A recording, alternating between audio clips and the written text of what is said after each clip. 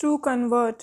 सो transducer जो है उसका फंक्शन क्या है? फर्स्ट ऑप्शन है electrical signal into non electrical quantity, second is non electrical quantity into electrical signal, third is electrical signal into mechanical quantity, fourth is all of these.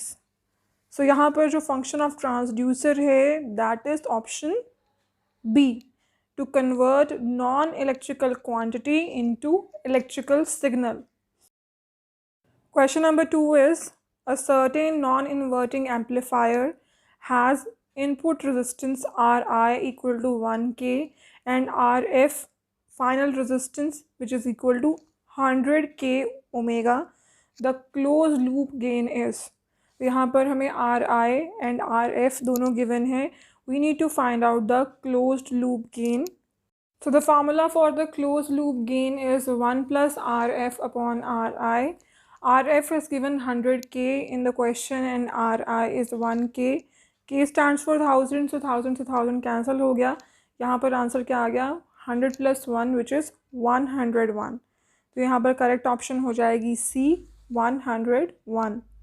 Question number 3 is, when a piece of copper and germanium are cooled from room temperature 300 Kelvin to 100 Kelvin, then, अब यहाँ पर बात हो रही है copper is a metal and semiconductor जो है germanium जो है दैट इज़ अ सेमीकंडक्टर। अब यहाँ पर उन्होंने क्वेश्चन में बोला है कि अगर जो है हमने टेम्परेचर डिक्रीज़ कर दिया जाए मेटल एंड सेमीकंडक्टर का, देन जो है क्या चेंज आएगी रेजिस्टेंस में। So to answer this question we need to know how the resistance of semiconductor and metal varies with temperature. तो अगर यहाँ पर जैसे टेम्परेचर जो मेटल है दैट इज़ कॉपर, अब कॉपर का जो है टेम्परेचर आपने डिक्रीज़ कर दिया है, सो इन दैट केस जो रेजिस्टेंस है that will also decrease. Temperature decrease करने पर मेटल की रेजिस्टेंस भी डिक्रीज़ हो जाती है। And if we talk about semiconductor में जब टेम्परेचर डिक्रीज़ होता है तब रेजिस्टेंस इंक्रीज़ हो जाती है। तभी जो है हम टेम्परेचर इंक्रीज़ करते हैं सेमीकंडक्टर के केस में, सो दैट जो है उसमें कंडक्टिविटी इंक्रीज़ की जा सके, राइट। तो यहाँ पर जो है सी ऑप्शन करेक्ट हो जाएगा। When we decrease the temperature resistance of copper will decrease and resistance of germanium will increase. Question number 4 says a gate with only one input and one output is. So this is easy, one input one output ये है not gate, right. तो यहाँ पर C option correct हो जाएगी, not gate.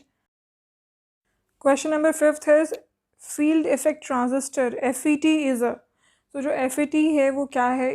क्या वो एक वोल्टेज कंट्रोल डिवाइस है या फिर करंट कंट्रोल डिवाइस है या फिर neither voltage control nor current control device या फिर both voltage as well as current control device. तो यहाँ पर करेक्ट ऑप्शन होगा बी, जो FET होते हैं they are voltage control device. Question number 6 is regarding the relationship between all the three currents, emitter current, base current and collector current in the transistor. So यहाँ पर जो हमें पता है जो emitter current होता है that enters into the next region and कुछ base current बन जाता है, कुछ collector current हो जाता है। So यहाँ पर जो है emitter current is equal to the sum of base current and collector current। तो यहाँ पर जो बी ऑप्शन है वो करेक्ट होगी। Next question number 7 is the SI unit of operational amplifier slew rate R. तो जो ऑपरेशनल एम्पलीफायर स्ल्यू रेट है उसकी SI यूनिट है वोल्ट पर सेकेंड। यहाँ पर ए ऑप्शन करेक्ट है। Question number 8 is in a full wave rectifier circuit using 2 diodes the ripple factor is. So यहाँ पर जो करेक्ट ऑप्शन है वो है B, 0.482। Question number 9 is silicon dioxide is used in MOSFET. तो जो MOSFETs हैं उनमें सिलिकॉन डाइऑक्साइड को क्यों यूज़ किया जाता है? First option says to decrease the input impedance, second is to increase the input impedance, third is as top protective layer, fourth is as thermal protective layer because of its low thermal conductivity. So here B option is correct. Silicon dioxide is used in MOSFETs to increase the input impedance. Question number 10 is the sheet resistance of semiconductor has the units of. So semiconductor की जो sheet resistance होती है उसकी unit है ओम पर square, यहाँ पर A option जो है वो करेक्ट है। Question number 11th is a semiconductor material commonly used for fabricating light emitting diode that operates in the visible region of EM spectrum is. So question में उन्होंने बोला है कि वो सेमीकंडक्टर जिसको हम LEDs में यूज़ करते हैं और जो EM स्पेक्ट्रम के विजिबल रीजन में ऑपरेट करता है वो कौन सा LED है। So if we take a look at the options, तो यहाँ पर जो gallium phosphide and gallium arsenide हैं, ये दोनों सेमीकंडक्टर मटेरियल ही LEDs में यूज़ होते हैं। बट यहाँ पर जो गैलियम आर्सेनाइड है that operates in the infrared region, so जो गैलियम फॉस्फाइड है that operates in the visible reason. Next question number 12th is the terminal count of modulus 13 binary counter is. So यहाँ पर जितने भी binary counters हैं उन सबका एक टर्मिनल पॉइंट है, तो यहाँ पर हमने 13 बाइनरी काउंटर का टर्मिनल पॉइंट बताना है।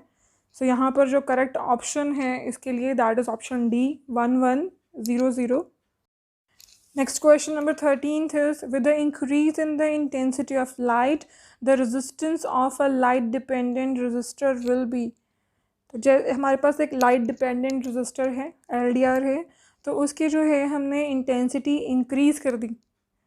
तो अब इस केस में जो उसकी रेजिस्टेंस है उस what will happen to that, resistance उसकी इंक्रीज़ होगी, डिक्रीज़ होगी, विल रिमेन द सेम, या फिर नन ऑफ दीज। तो यहाँ पर जो करेक्ट ऑप्शन है वो क्या है, डिक्रीज, राइट। जैसे आप इंटेंसिटी लाइट की इंक्रीज़ करोगे resistance will decrease. Question number 14th is the device that shows negative differential resistance among the following is. तो यहाँ पर कौन सा डिवाइस है which shows negative differential resistance, zener diode, tunnel diode, photo diode, या फिर silicon PN junction diode. So by negative differential resistance we mean कि जैसे जो है वोल्टेज को इंक्रीज़ किया जाता है, जो करंट फ्लो है वो क्या हो जाता है, decrease. So with the increase in voltage with the current flow decreases, और इसको हम कहते हैं negative resistance, and this negative resistance is shown by tunnel diode. तो यहाँ पर बी ऑप्शन करेक्ट है। Question number 15th is the diffusion barrier in a silicon diode at room temperature is about. So by diffusion barrier we means potential barrier, the minimum potential we must apply to make this diode work we can say। तो यहाँ पर जो diffusion barrier है for silicon diode it is 0.7 volt। Question number 16th is the voltage gain is unity for, so मैं बताना है for which amplifier, for which configuration जो voltage gain है वो unity है। First option is common emitter amplifier, second is common base amplifier, third is common collector amplifier, fourth is common source amplifier। so यहाँ पर अगर हम बात करें ये करेक्ट ऑप्शन होगी कॉमन कलेक्टर कॉन्फ़िगरेशन, इसके लिए वोल्टेज गेन यूनिटी होता है। जो कॉमन कलेक्टर कॉन्फ़िगरेशन है उसको हम एमिटर फॉलोअर भी कह देते हैं। सो कॉमन कलेक्टर कॉन्फ़िगरेशन में क्या होता है, input is at base and output is at emitter, right. तो बेस टू एमिटर वोल्टेज कितनी हो जाएगी, 0.7 volt.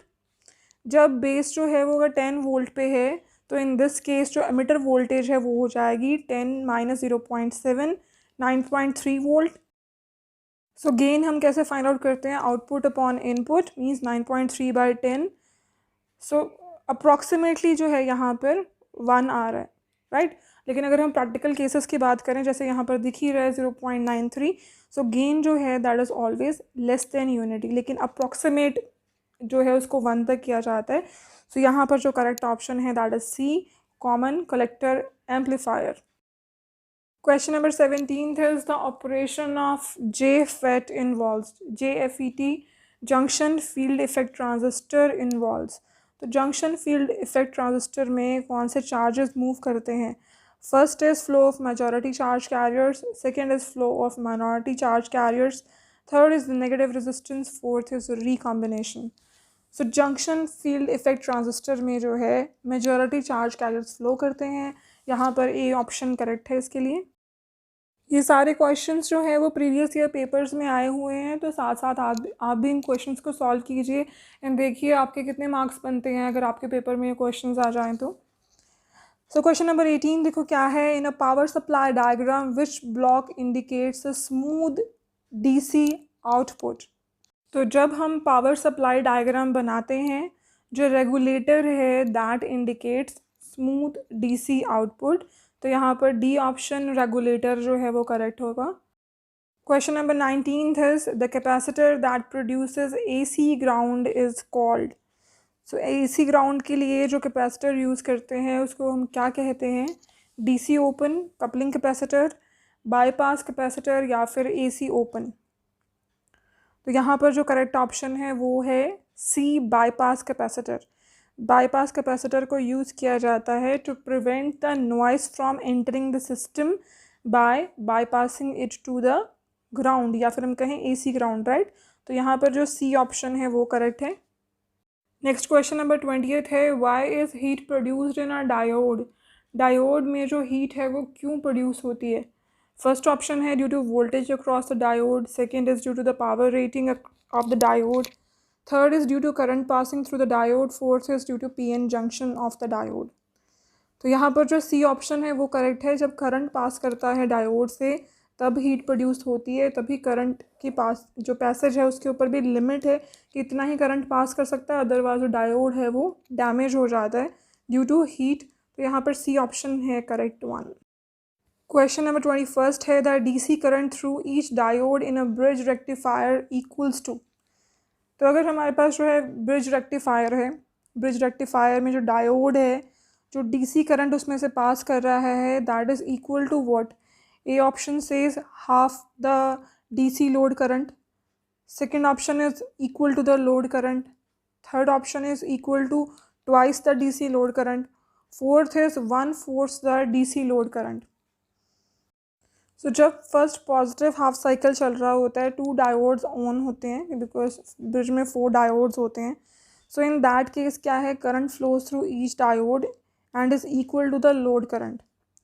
Same goes with the negative half cycle, जब अनदर 2 डायोड्स जब वो ऑन स्टेट में होते हैं तब भी जो करंट फ्लो करता है हर एक डायोड में that is equal to the load current.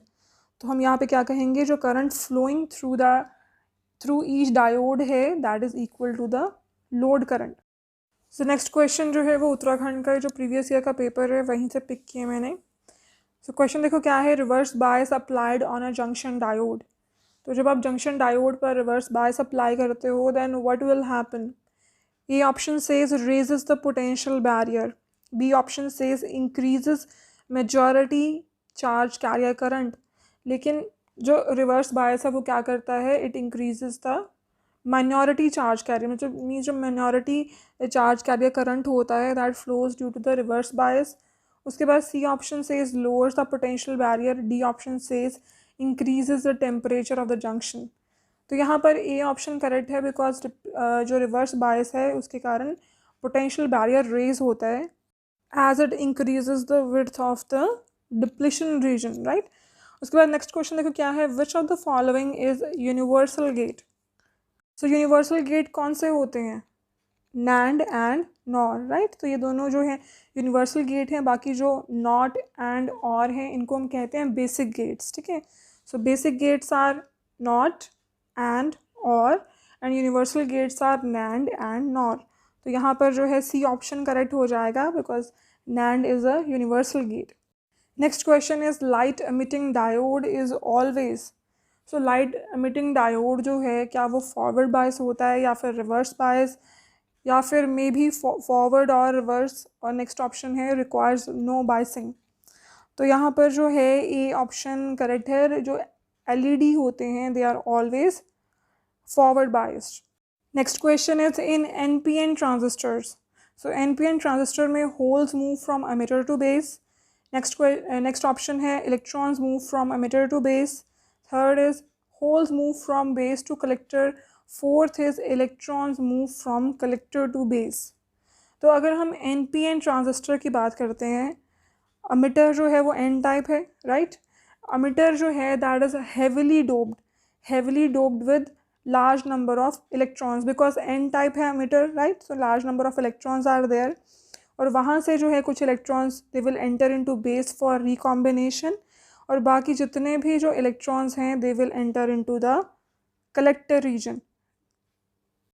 सो पता चली कि आपको जो NPN ट्रांजिस्टर है उसमें क्या होता है, जो इलेक्ट्रॉन्स हैं वो मूव करते हैं अमिटर से बेस की तरफ. तो यहाँ पर जो बी ऑप्शन है वो करेक्ट हो जाएगा. So in today's video we have discussed previous year paper questions from the unit electronics. तो आप सबके ने जो है सारे क्वेश्चन सॉल्व किए होंगे एंड श्योरली अपने मार्क्स चेक किए होंगे कितने बन रहे हैं. एंड जहाँ पर भी आपको जो है टॉपिक जो डिफ़िकल्ट लग रहे हैं उन टॉपिक्स को आप दोबारा कवर कीजिए. इलेक्ट्रॉनिक्स की जो प्लेलिस्ट है वो मैं डिस्क्रिप्शन में लिंक कर दूँगी, आप थ्योरी वहाँ से कवर कर सकते हो. एंड जो कल की वीडियो होगी उसमें जितने भी BSc एंड MSc के इलेक्ट्रॉनिक्स के क्वेश्चंस हैं उन सबको I will try to cover. And huge thanks आप सबका इस इनिशिएटिव को अप्रिशिएट करने के लिए. और आज की वीडियो कैसी लगी वो ज़रूर मुझे कमेंट सेक्शन में आप बताइए. अगर अच्छी लगी है तो लाइक कीजिए, शेयर कीजिए अपने फ्रेंड्स के साथ, और अगर आप चैनल को फर्स्ट टाइम देख रहे हो तो ज़रूर सब्सक्राइब कर लीजिए. Thank you so much everyone.